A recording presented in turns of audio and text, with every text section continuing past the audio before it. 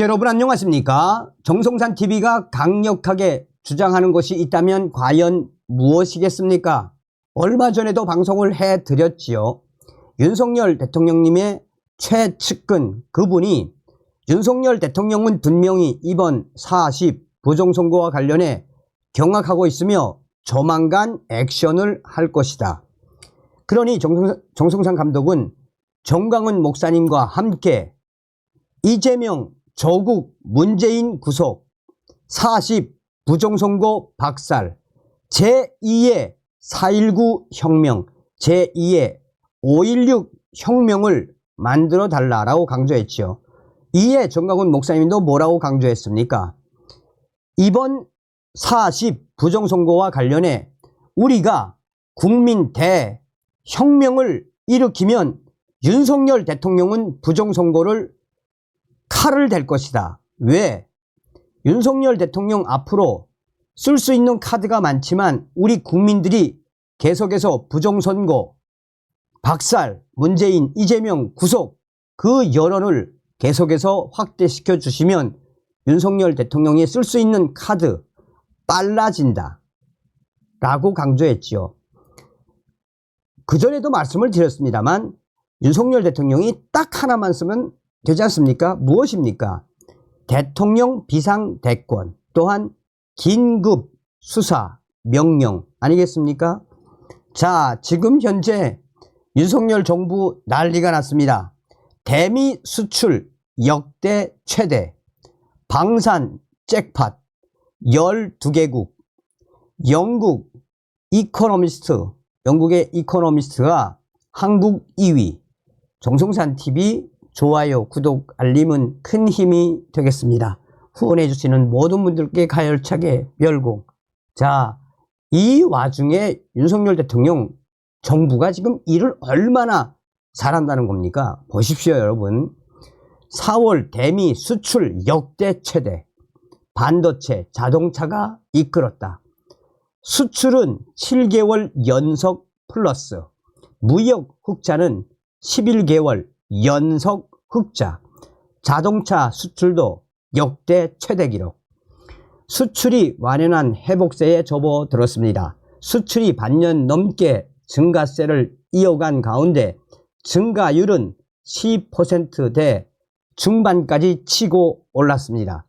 산업통상자원부는 지난 1일, 지난달 수출은 13.8% 늘어난 562억 6천만 달러, 약 78조 원, 수입은 5.4% 늘어난 547억 3천만 달러를 기록했다라고 밝혔습니다. 무역 수지, 수출 수입, 무역 수지는 15억 3천만 달러 흑자를 나타냈습니다. 수출은 작년 10월 이후 7개월, 무역 수지는 작년 6월 이후 11개월 연속 흑자. 지난해 부진했던 반도체가 확실히 되살아난 모습을 보이며 역대 최대 월간 수출액을 기록한 자동차와 함께 수출을 이끌고 있습니다.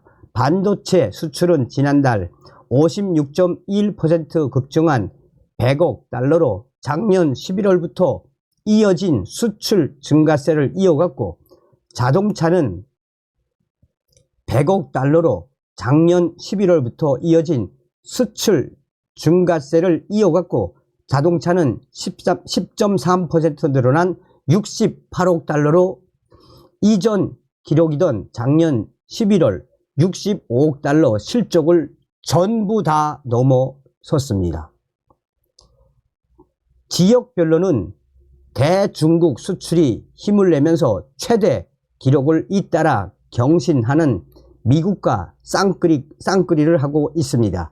지난해 12월 113억 달러를 기록하며 사상 처음으로 110억 달러의 벽을 넘어섰던 대미 수출은 자동차에 더해 반도체까지 호조를 보이면서 지난달에는 24.3% 늘어난 114억 달러를 찍었습니다. 대중 수출도 2개월 연속 증가하며 105억 달러를 나타내 양국을 합친 수출액만 전체의 40%에 육박했습니다. 박성근 산업연구원 실장은 예상했던 것보다 반도체 등 IT 제품 수요가 빨리 늘어나고 있고 정체될 것이라 봤던 자동차 업황도 여전히 양호하다라며 지난해 말 전망보다 흐름이 매우 좋다라고 칭찬을 쏟아냈습니다. 13개 품목 7개 지역 수출 늘어. 지난달에는 15대 주력 수출 품목 중 13개 품목 수출이 늘었고 9대 주요 수출 지역 중에서도 대부분 7개 지역에서 수출이 증가했습니다. 자동차는 하이브리드 자동차 등 친환경차와 고가인 SUV, 스포츠 유틸리티 차량 수출이 호조를 보이며 작년 11월 수출 기록을 5개월 만에 넘어섰습니다. 특히 미국 제네럴 모터스의 생산 기지 역할을 하는 GM 한국 사업장의 수출액 증가도 전체 자동차 수출 증가에 기여한 것으로 추산됐습니다. 반도체는 56.1% 급증하며 6개월 연속 증가세를 나타냈습니다. 특히 AI 인공지능 확산에 따른 대미 반도체 수출 증가세가 눈길을 끌었습니다. 지난해 미국은 중국, 홍콩, 베트남, 대만에 이어 우리 반도체의 5위 수출 시장이었지만 지난 3월에는 대만을 제치고 4위에 올랐습니다. 자, 이런 결과가 무엇이겠습니까? 윤석열 대통령 일 잘한다는 거죠. 자, 보세요. 여러분, 수출 잭팟 영토 키우는 K방산 12개 국가에서 러브콜. 자, 전략적 불안정과 새로운 힘의 시대. 지난 2월 베스천 기걸리치 영국 국제전략문제연구소 사무총장은 세계 군사력 균형 평가 보고서 발간 이후 기자들과 만나 최근 국제 정세에 대해 이렇게 평가했습니다. 2022년부터 현재 진행형인 우크라 전쟁을 비롯해 중국의 군사 굴기, 이스라엘 하마스 전쟁 등으로 지구촌 곳곳에서 군사적 갈등과 불안이 표출되고 있다는 지적입니다. 세계 각국의 군비가 날이 갈수록 증강되고 있는 현실이 이를 반증합니다. 이런 상황 속에 한국의 K방산 잭팟을 터뜨렸습니다. 전세계 군비 증강 추세 계속해서 확대가 되고 있는 이 상황 속에 한국 방산 업계가 지금 전 세계적으로 수출길 활짝 열리고 있습니다. 2022년 폴란드가 한국 방산 기업들과 124억 달러, 약 16조 8천억 원의 초대형 무기 도입 계약을 체결한 것이 신호탄이었습니다. 국방부와 방위사업청에 따르면 국내 방위산업 수출액은 2022년 173억 달러, 약 23조 4천억 원을 달성한 데 이어 지난해에도 135억 달러, 약 18조 2,790억 원을 기록하며 견조한 수준을 보이고 있습니다. 지난해 수출이 전년보다 줄었으나 수출 대상 무기와 수출처가 다양해지면서 판로가 넓어진 점이 긍정적입니다. 2022년 수출 대상 국가는 폴란드 등 4개 국가에 불과했으나 지난해에는 아랍에미리트, 사우디아라비아, 필리핀, 에스토니아, 노르웨이 등 총 12개국으로 3배가 늘어났습니다. 수출 무기 체계도 같은 기간 6개에서 12개로 2배 확대됐습니다. 한국 방산업계의 대표적인 경쟁력은 내구성이 검증된 무기체계, 품질 대비 저렴한 가격. 휴전 중인 한국은 북한과 대치하는 안보 환경 속에서 각종 무기체계 양산 능력을 특화했습니다. 사계절이 뚜렷한 기후 조건으로 인해 무기 성능 시험과 검증 과정이 까다롭기로 정평이 나 있습니다. 적시 납품이 가능하다는 것도 장점. 우크라이나 전쟁 이후 군비 증강을 서두르고 있는 폴란드, 루마니아 등 유럽 국가들이 역내 방산 업체들보다 한국 방산 기업에 더 주목하는 이유입니다. 자, 한마디로 올해도 또 잭팟입니다.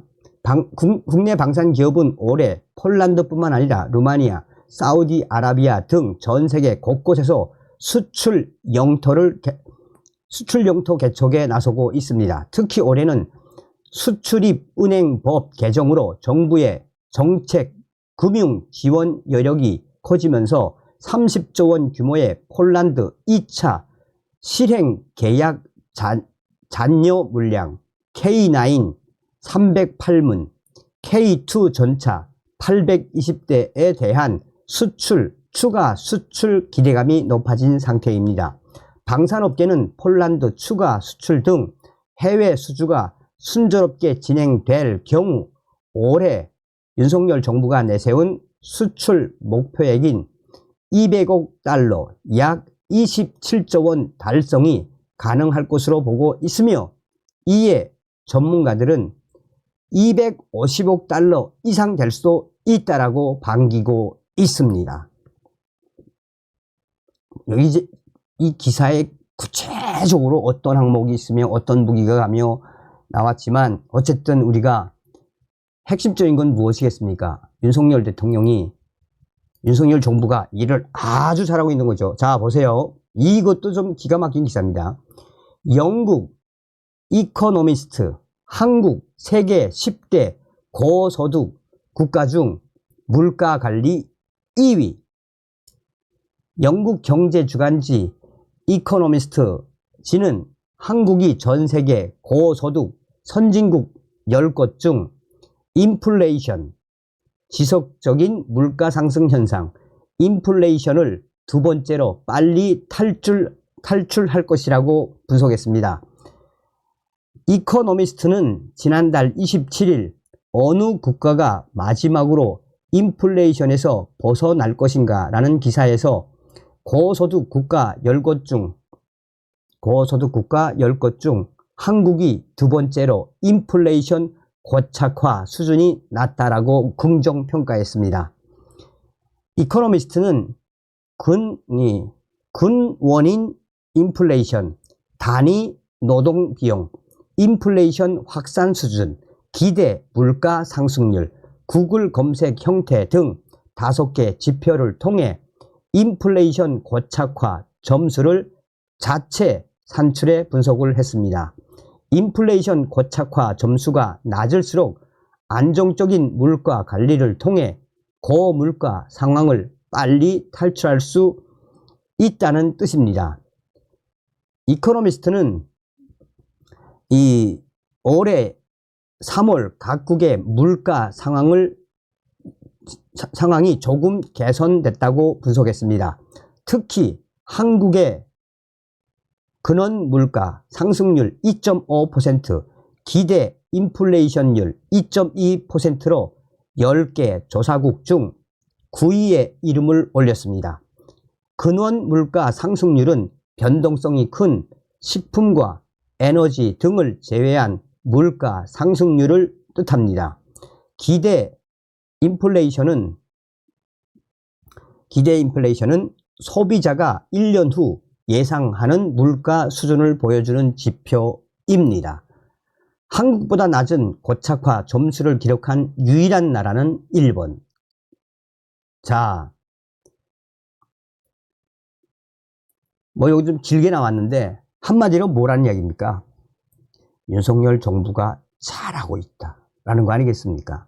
그러니 서두에도 이야기했던 것처럼 우리 윤석열 대통령님을 믿고 이번 40 부정선거 박살, 이재명, 조국, 문재인 구속, 제2의 4.19 혁명, 제2의 5.16 혁명을 반드시 일으켜서 윤석열 대통령이 빨리 칼을 뽑을 수 있게끔 만들어 드립시다. 우리는 싸워 이길 수 있습니다.